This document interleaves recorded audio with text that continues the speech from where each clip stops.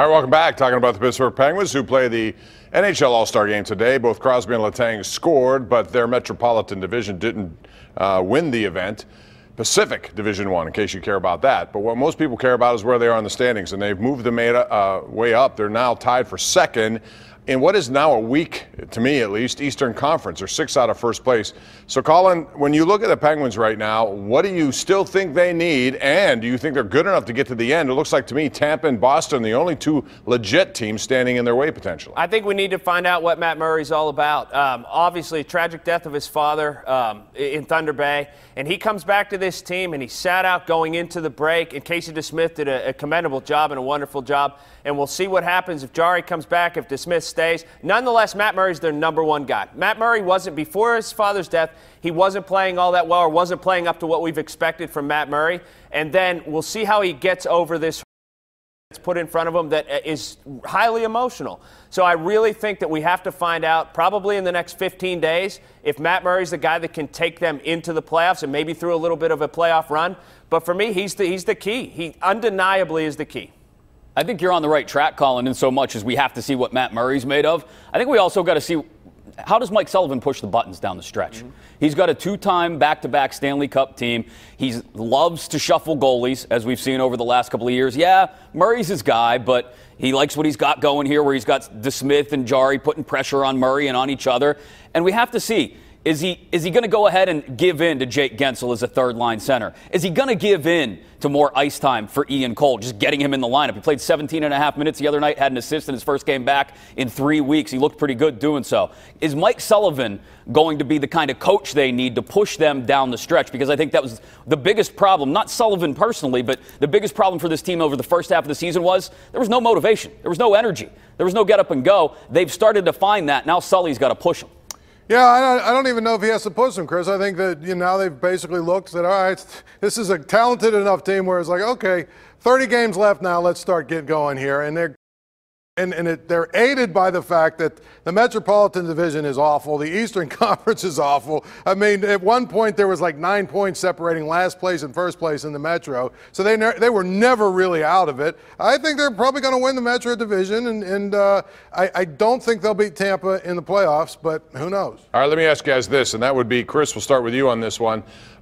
Everyone still seems, you mentioned Jake Guentzel. They need a third-line center, someone more prominent than what they have. Of the people on their current roster, not minor league, current roster right now, which of these guys would you be willing to trade to get what you need?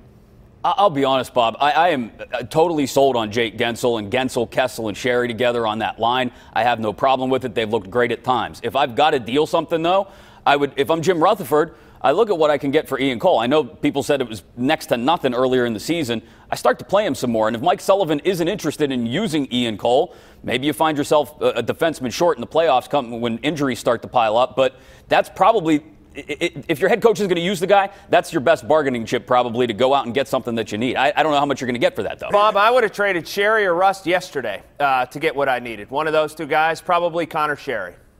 I think that I would have probably, and he doesn't want to do this, I'd trade one of the young goaltenders who have both shown that they can play at a really pretty high level, probably are overvalued right now by other teams, and Ian Cole. Now you package those together, you probably could come up with a pretty good piece.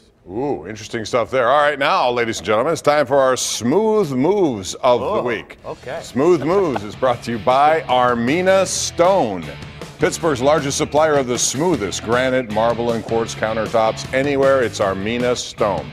So, gentlemen, what are your smooth moves of the week? We'll begin at top to bottom. Paul Zeise.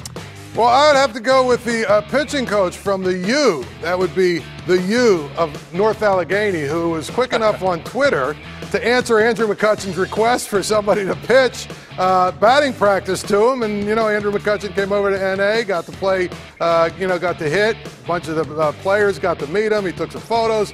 It was a great day. So, the pitching coach from North Allegheny.